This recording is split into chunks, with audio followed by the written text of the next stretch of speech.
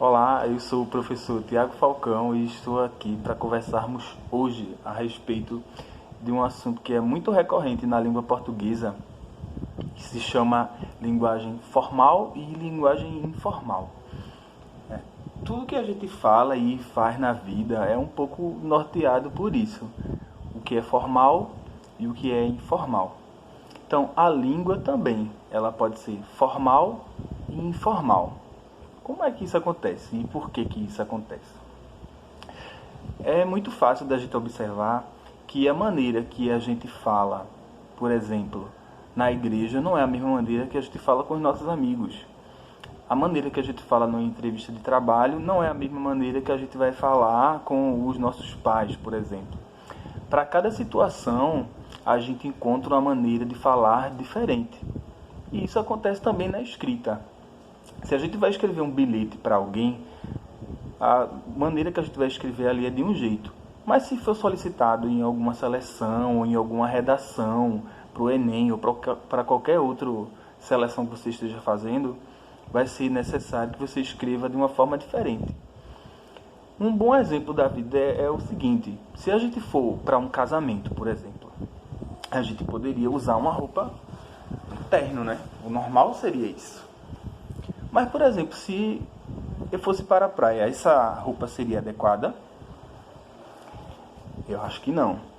Então, assim, como as roupas, a língua também passa por isso.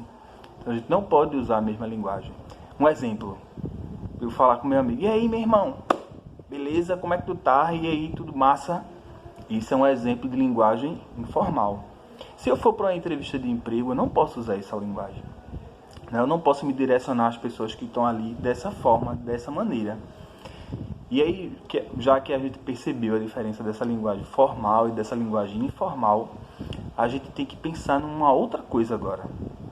Já que essa linguagem formal exige uma coisa mais organizada, uma escrita mais planejada, uma fala mais planejada, quem é que pode me dizer como é que eu vou fazer isso? Como é que eu organizo isso? E aí é que está uma grande questão.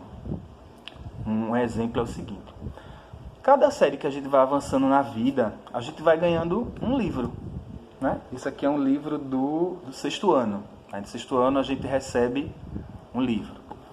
Aí, quando a gente vai para o sétimo ano, a gente recebe um outro livro.